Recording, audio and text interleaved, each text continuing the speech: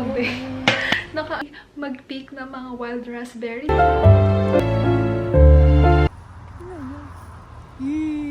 Wrong turn ang effect.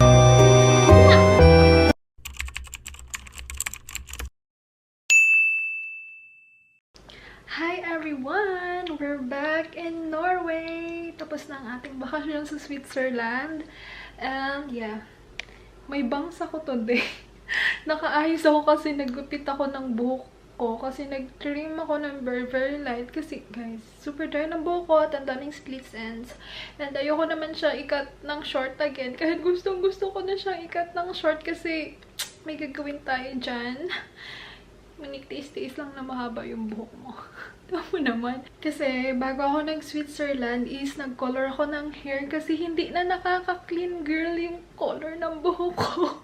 Kasi parang nag-orange-orange yung dulo dito. So nagkulay ako ng buhok para naman mabalance yung ating color. Kasi kahit mag-color ako ng black is lalabas pa rin yung orange. Parang hindi siya orange, parang nagba-browns. Ganyan. Yung color ng hair, and hindi siya maganda tingnan. So, napilitan ako mag-color ng buhok para mabalance lang yung color. Dito tsaka dyan. Para mabalance lang yung color kasi hindi siya nakaka-pretty. Parang ang dirty tingnan.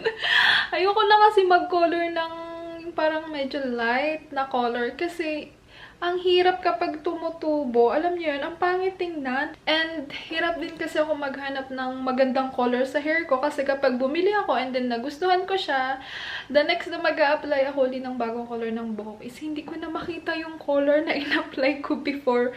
Kaya ayun, and mahirap din mag-retouch ng mag-retouch every other month. Kasi hindi talaga nakaka-pretty kapag may bagong tubong buhok. But yeah, so ayan, kanina paggising ko, nakita ko, ang daming splits ends ng buhok ko and super dry. So nag-trim ako ng hair today. And nakapag-bangs tayo. But yeah guys, ang ganda ng weather sa labas. And naisip ko, samahan niyo ako today mag-pick ng mga wild raspberries sa gubat. Dahil parang feeling ko, may mga wild raspberries na and hinog na sila. And tama-tama maganda yung weather.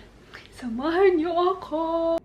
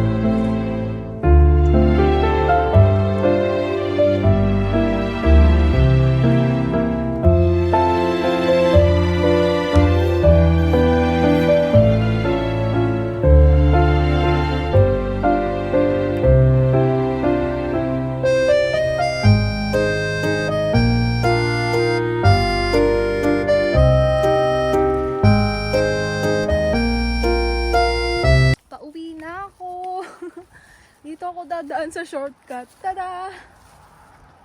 Ganito yung shortcut na dinadaanan ko kapag walang snow. But the thing is, medyo mabasa-basa siya.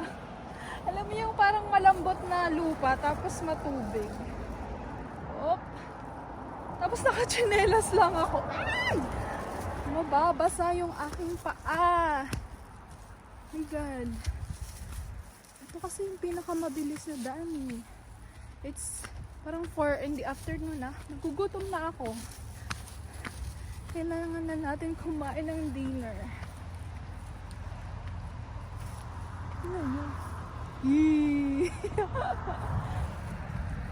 Parang wrong turn ang effect. Whoop.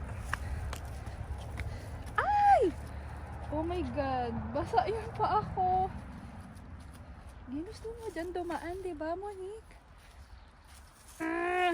Basa na yung paa ko, my God. But anyway, hindi ko napuno yung box ko ng raspberries. Kasi parang napagpilian na siya. May mga nauna na sa akin kumuha. Naunahan nila ako, guys.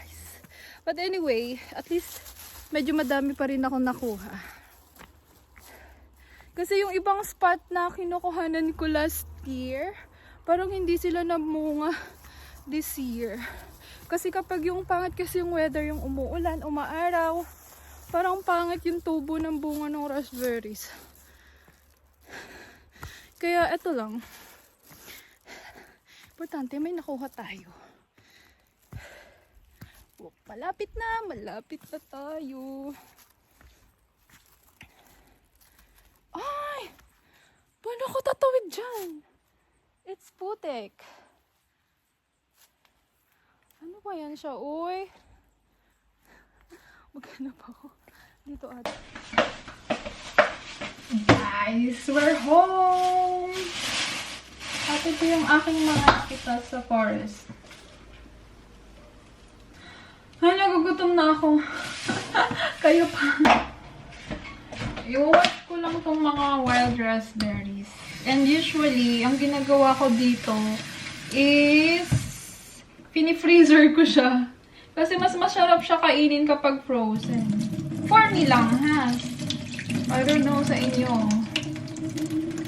Pero, kapag hindi ko kasi ito nilagay sa freezer, parang ano yun, parang masisira siya agad. So, i-wash lang siya natin.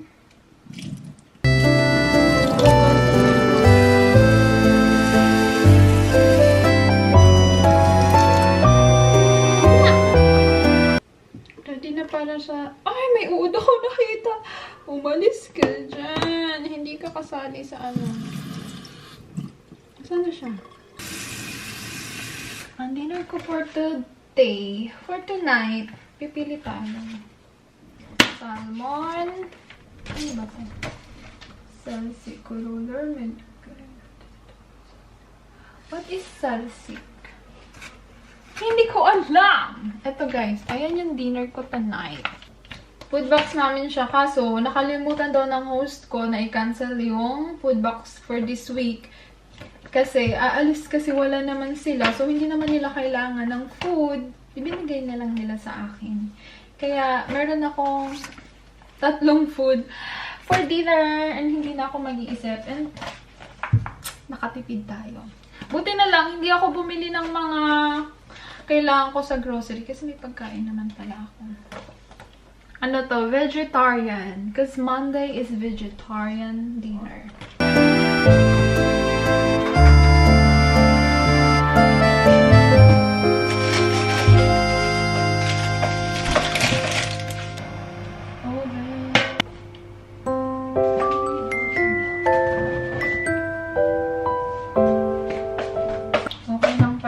Hindi masyado okay lang na ganito yung dinner ko kasi hindi masyado magiging maamoy yung room ko. Pero syempre, gagamit tayo ng kandila. Maganda yung nabili ko ngayong kandila. Ayun. Medyo pricey siya, pero okay na yun. Kesa mangamoy yung ating kwarto. Dahil kandila is life for us ngayon. Ayan, may salad pa pala siya. Okay. Summer vacation ko pa rin. Pero last week na ng summer vacation ko ngayon. Ay, nag-open yung door ko. Kasi next week, balik trabaho na naman tayo. Pero yung school ko is nag-start ata siya ng August 19. Oh my God. Yung ano, ang tawag doon? Yung na-cancelled kong flight, I hope na sana ma-reimburse ko yun kasi sayang yung nagastos ko. Medyo malaki din siya. Buti na lang, hindi ako nag-paragliding. Kasi parang binabala ko na, kasi parang gusto ko mag-paraglide sa Switzerland. Kaso, parang iniisip ko kasi kapag nag-paraglide ako, parang nakita ko naman yung buong view. Parang walang sense naman yung pagpa-paraglide. Kasi parang feeling ko, yung paragliding is parang for the experience lang siya. Kasi medyo pricey din kasi siya. Parang mga 2,000 crowns ata. Something like that. But yeah, buti na lang. Tinigilan ko ang sarili ko. Buti na nga lang din. Nung nagme-message ako kasi ang alam ng host ko is uuwi ako ng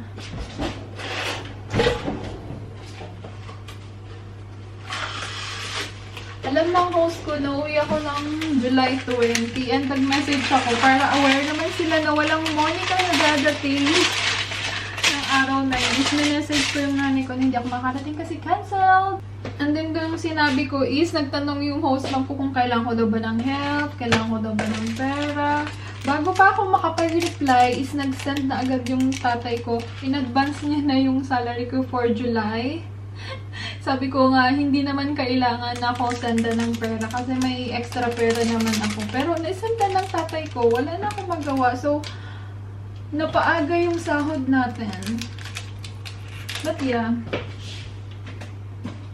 And, ang gagawin ko ngayong week, kailangan kong kitahin yung mga people. May mga kaibigan ako kailangan kitahin kasi hindi ko na sila nakikita. So, sobrang busy ko. And bago pa tayo mabusy again, let's meet the people.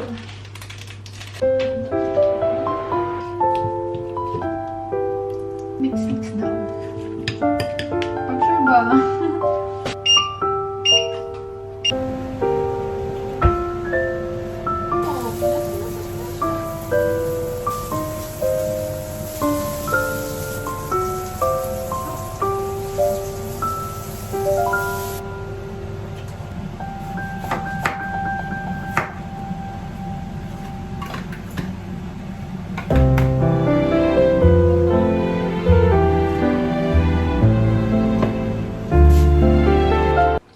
Okay guys, let's eat. Kakain na tayo. Hindi ko na kaya ng powers ko. I'm so hungry na. Wala pa akong lunch. Diba? Nag-breakfast lang ako today. Salad. Pala. Kasi tingnan nyo, may papakita ko sa inyo. Yung tripod ko, ang taas. Di ba dati bumili ako ng tripod sa Timo is yung nakuha ko, yung unang order ko ng tripod sa kanila is payong yung nakuha ko. Yung second order ko, eto na siya, totoo na siyang tripod. Pero super taas niya. Oops, ano ba yan siya, uy? Pero super taas niya, tingnan niyo. Kita ba? Tingnan, hindi kita. Pero ang ganyan siya, oh. Pag ako nagka-boyfriend, gusto ko ganito katangkad. Ay, nakamunik. Sige na nga, kumain ka na. Kain na tayo, guys. Bye!